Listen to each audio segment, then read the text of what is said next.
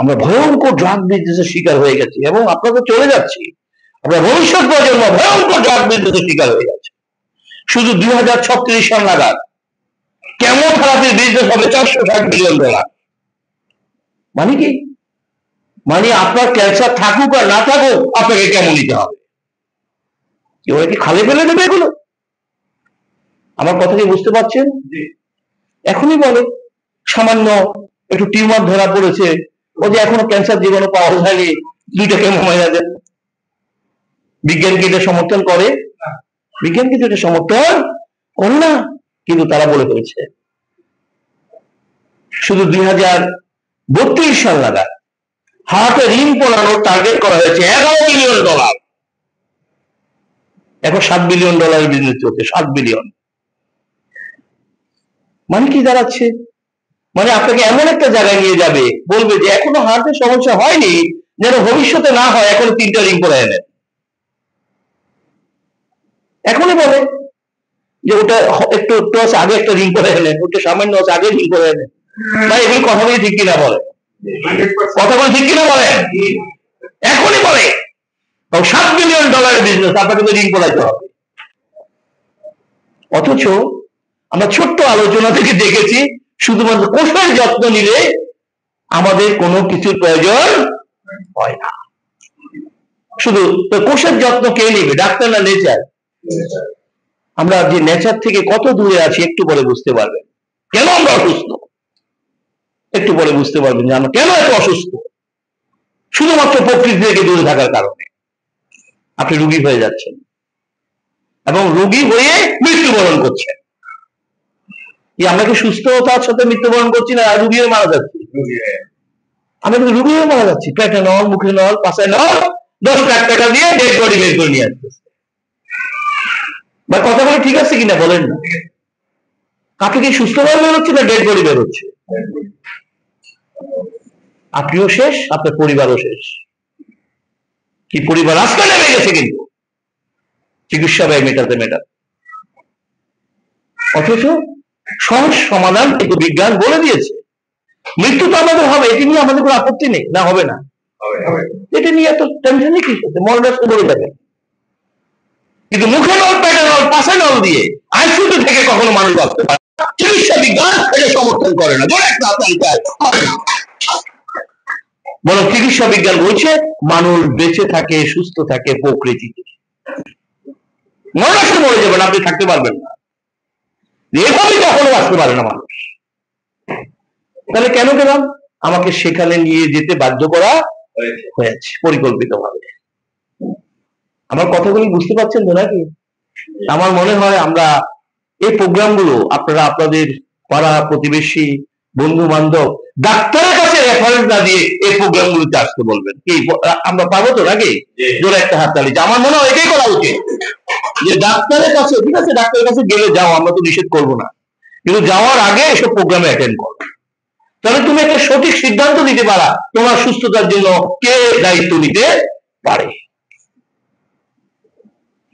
সুস্থ থাকার দায়িত্ব কখনো ডাক্তারের হাতে দেওয়া হয়নি। সৃষ্টিকর্তা এবং চিকিৎসা বিজ্ঞান কেউই দায়িত্ব ডাক্তারের হাতে দেয়নি, মনে রাখবেন।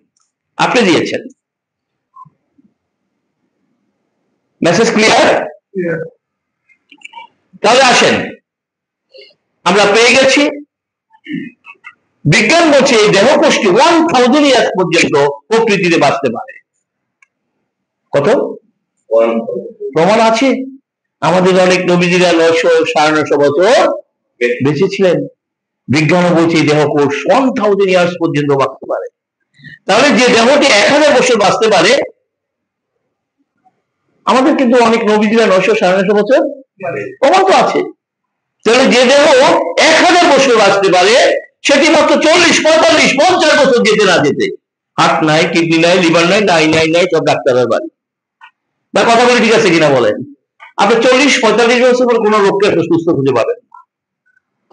সব রোগী একটা ঘর খুঁজে পাবেন না যে ঘরে একটা সুস্থ মানুষ পাওয়া যায়। বিজ্ঞান কি এটা সমর্থন করে?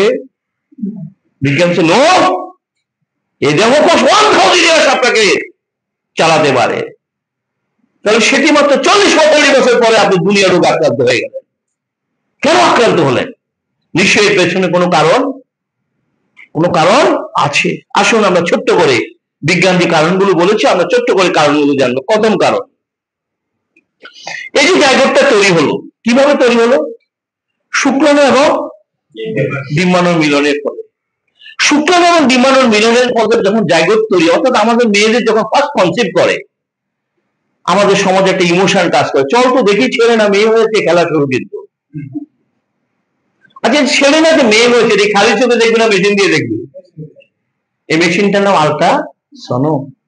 আল্ট্রাসোনো একটি মেডিকেল ডিভাইস যেটা উচ্চ গতি সম্পন্ন সাউন্ড ফ্লো করে। সাউন্ডের একটা ধর্ম হচ্ছে, যারা ফিজিক্স পড়েছেন, এটি কোথাও বাধা পেলে ফেরত আসে।